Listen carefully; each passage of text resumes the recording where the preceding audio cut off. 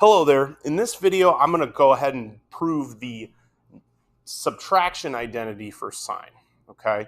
Now, it's going to be the same approach that it has been in the sine addition and cosine addition videos. If you haven't watched those yet, I encourage you now to go watch them so you get a better feel for what the approach is. Let us note really quickly that there are some differences in this diagram compared to the one that we used in the addition videos for sine and cosine. First of all, this side right here used to be the unit of 1. Instead, now it's this one right here, okay? It's the line going through. Let's also note that we don't have x and y. We have y here and cosine, or x minus y going there, okay? That would make this entire thing right here, let's go ahead and make sure I'm using my pen. That whole thing right there is x. And also this is x. Let's really quickly look at y. Because we have a right triangle, this angle right in here is 90 minus x as part of this AFD triangle. Well, then you look at this right angle right here. This angle right here is 90 minus x. And a little bit of simplification can see that that ends up being x, okay? So let me go ahead and erase this. Okay, so we're going to go ahead and do sine x minus y in terms of segments that exist in this diagram. So that would be this portion right here. That would go ahead and give me, I'll outline it in a different color, that would give me CB. Okay, so that's equal to CB over the hypotenuse of 1. Now that's just CB. But again, we have to work the difference in there. So note,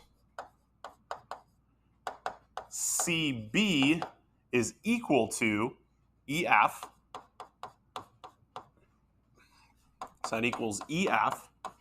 And another note, notice EF is part of a larger segment, DF. So DF is equal to DE plus EF. Well, in isolating EF, we write EF as DF minus DE, and these will be my two main segments.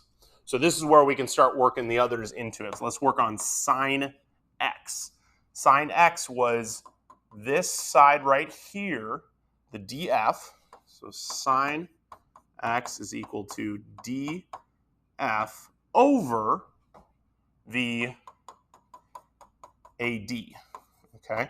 And this is where we'll go ahead and multiply both sides by AD, because again, sine x is going to have to be multiplied by something that equals cosine y. So we get DF is equal to sine x times AD. Okay, great. And then DF is part of that right there. We've got DF started. Let's go ahead and work on cosine y. Cosine y, y would be this angle right here. Cosine would be equal to 1, the adjacent, oh no, sorry, that's the hypotenuse. Again, I'm already getting my diagram flipped around. It would be this side, AD, over 1, which is just equal to AD, which means we can rewrite this now as DF is equal to sine x times cosine y. Okay, great. We have half of it done. Once you start picking up on the tips and tricks on how to prove this, all of the others fall right into place. We'll go ahead and do cosine x now. Okay, so cosine x, again, cosine x is this bigger angle right here. Cosine x would be AB. Cosine x is equal to AB. That'd be this over the hypotenuse of 1. Okay, great. So that's just AB. Okay, let's go ahead now and get sine y. Sine y would be this right here. That would be the DC over the hypotenuse of 1. So sine y is equal to DC over 1. And I can see the pitfall that I've already I avoided it in the previous two videos, but I didn't avoid it in this video. We don't actually want to use this one for cosine x. Cosine x, remember, x is also right here. So cosine x will be that dE, which is what we want in the first place. So let's go ahead. I'm going to erase that. Okay. So cosine x is going to be equal to dE over the hypotenuse, which is dC.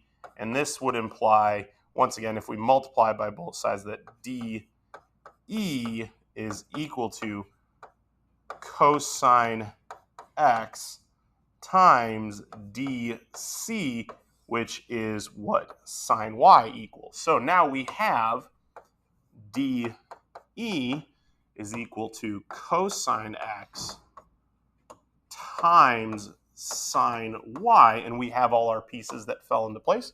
So we'll write out our final formula.